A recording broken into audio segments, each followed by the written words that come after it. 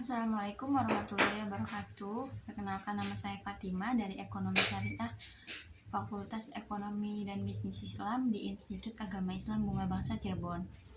Kali ini saya akan memaparkan materi tentang Fatwa DSN MUI tentang investasi dan pasar modal. Mata kuliah Investasi dan Pasar Modal, dosen pengampu Bapak Dede Abdurrahman MH.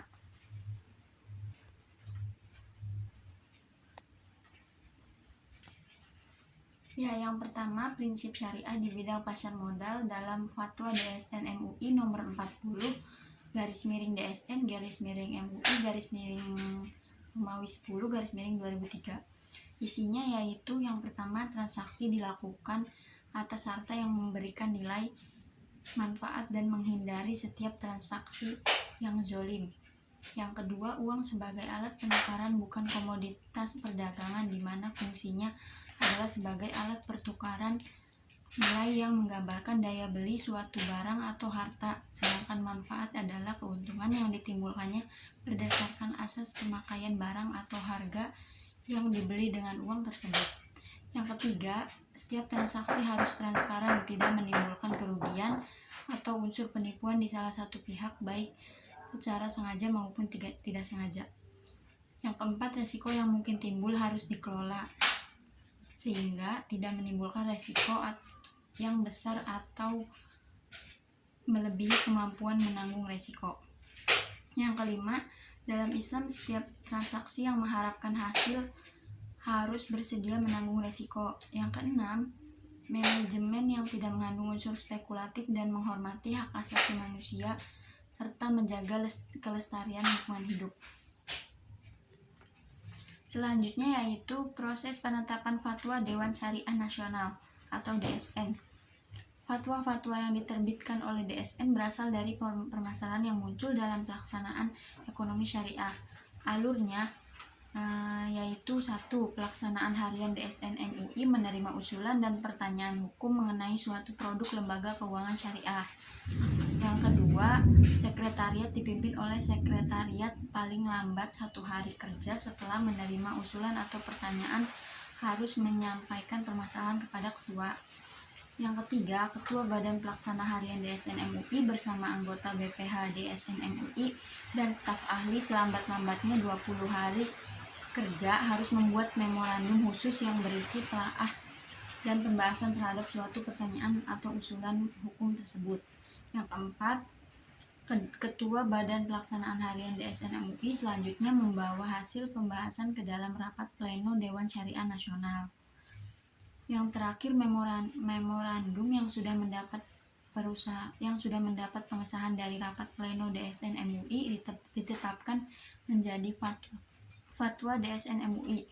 Fatwa tersebut telah ditandatangani oleh Ketua DSN MUI.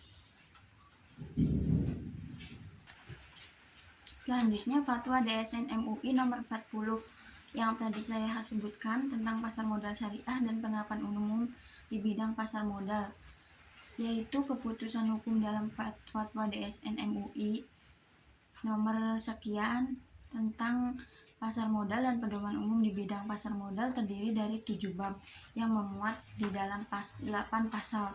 Pada bab pertama membahas tentang ketentuan umum yang terdiri dari: pertama, pasar modal adalah kegiatan yang bersangkutan dengan penawaran umum dan perdagangan efek. Yang kedua, emiten adalah pihak yang melakukan penawaran umum. Yang ketiga, efek syariah adalah efek sebagaimana dimaksud dalam peraturan perundang-undangan di bidang pasar modal adalah surat berharga yang akad. Yang keempat, SCO atau Syariah Compliance Officer adalah pihak atau pejabat dari suatu perusahaan atau lembaga yang telah mendapat sertifikasi dari DSN MUI. Yang kelima, pernyataan kesesuaian syariah adalah pernyataan tertulis yang dikeluarkan oleh DSN MUI terhadap suatu efek.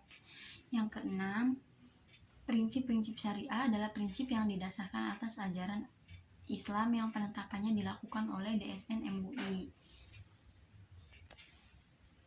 Dalam keputusan DSN MUI ini memuat mengenai prinsip-prinsip syariah di bidang pasar modal, yaitu 1. Pasar modal beserta seluruh mekanisme kegiatannya, terutama mengenai emiten, jenis efek yang diperdagangkan, dan mekanisme perdagangannya dipandang telah sesuai dengan syariah apabila memenuhi prinsip-prinsip syariah.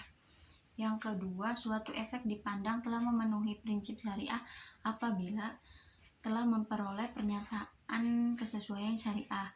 Prinsip syariah yang dimaksud tidak dipaparkan secara jelas dan terperinci, tetapi hanya menetapkan harus sesuai dengan syariah. Nah, tadi saya sudah menyebutkan fatwa DSN MUI tentang pasar modal, yaitu fatwa nomor 40 DSN MUI /10/2003. Nah, sekarang saya akan memaparkan fatwa DSN MUI tentang investasi, yakni fatwa nomor 20 DSN MUI /4/2001 tentang pedoman pelaksanaan investasi untuk reksadana syariah. Nah, fatwa tentang pedoman pelaksanaan investasi untuk reksadana syariah yang pertama di bab 1 ketentuan umum pasal 1, yaitu reksadana adalah wadah yang dipergunakan untuk menghimpun dana dari masyarakat permodal untuk selanjutnya diinvestasikan kembali dalam portofolio efek oleh manajer investasi. Nah, portofolio efek ini yaitu kumpulan efek yang dimiliki secara bersama kolektif oleh para pemodal dalam reksadana. Nah, setelah itu ada manajer investasi. Manajer investasi ini siapa? Pihak yang kegiatan usahanya mengelola portofolio efek untuk para nasabah. Selanjutnya emiten. Emiten ini perusahaan yang menerbitkan efek. Lalu ada efek ini surat berharga komersial, saham obligasi, tanda bukti utang, dan lain-lain. Lalu reksadana syariah. Lalu akadnya menggunakan akad mudharabah. Lalu ada prospektus, lalu ada bank kustodian. Nah, selanjutnya di bab keempat tentang pemilihan dan pelaksanaan investasi pasal 7, yaitu mengandung jenis dan instrumen investasi. Investasi ini hanya dapat dilakukan pada instrumen keuangan yang sesuai dengan syariat Islam. Instrumen keuangan yang dimaksud ayat 1 meliputi instrumen saham, penempatan dalam deposito, surat hutang jangka panjang. Nah, selanjutnya pasal ke-8. Pasal ke-8 ini menjelaskan tentang jenis usaha emiten. Investasi hanya dapat dilakukan pada efek-efek yang diterbitkan oleh pihak emiten yang jenis kegiatan usahanya tidak bertentangan dengan syariat Islam.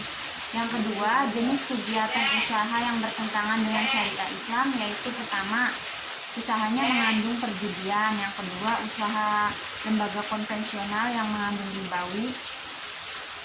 Yang ketiga, usaha yang memproduksi, mendistribusi, memperdagangkan makanan atau minuman yang haram. Dan juga usaha yang memproduksi, mendistribusi, atau menyediakan barang-barang atau jasa yang merusak modal dan bersifat mudorot. Selanjutnya pasal ke-9. Pasal 9 ini berisi tentang jenis transaksi yang dilarang.